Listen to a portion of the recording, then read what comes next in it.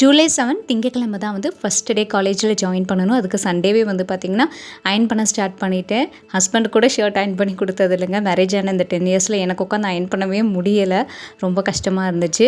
So Monday morning வந்து பார்த்திங்கன்னா நம்மளுக்கு முட்டை மிட்டாய் ஒரு 600 கிராம் கிட்ட ஆர்டர் வந்துருச்சு. ஸோ மார்னிங் 4:30 எழுந்துச்சு. ஃபஸ்ட் வந்து முட்டை மிட்டாய் போட்டு விட்டுட்டேன்.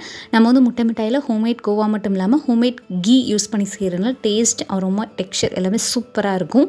இது கூட வந்து பார்த்திங்கன்னா சாட்டர்டே கொஞ்சம் பர்ச்சேஸ் பண்ணியிருந்தேன். எனக்கு வந்து வேலைக்கு போகிறப்ப இந்த மாதிரி வாட்டர் பாட்டில், இந்த மாதிரி டிஃபன் பாக்ஸ், இந்த மாதிரி லஞ்ச் பேக்லாம் வாங்கணும்னு ஆசை. ஹஸ்பண்ட் கூட நீ என்ன குழந்த மாதிரி ரொம்ப சூஸியாக எல்லாத்தையும் சூஸ் பண்ணிகிட்டு இருக்க, பார்த்து ஏதாச்சும் ஒன்று எடுத்துகிட்டு வா அப்படின்லாம் கிண்டல் பண்ணிகிட்டு இருந்தாங்க. பட் எனக்கு பிடிச்ச மாதிரி தான் எல்லாமே சூஸ் பண்ணேன்.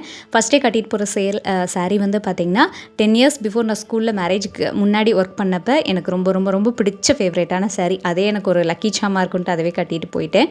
ஸோ மார்னிங்கே வந்து பார்த்திங்கன்னா 4:30 எழுந்திரிச்சு பிரேக்ஃபாஸ்ட் லஞ்ச் எல்லாம் முடிக்கவே டைம் கரெக்டாக 7 o'clock ஆயிடுச்சு. கடகடன்னு குளிச்சுட்டு வந்துட்டு அப்படியே எல்லாருக்கும் லஞ்ச் பேக் பண்ணிட்டேன்.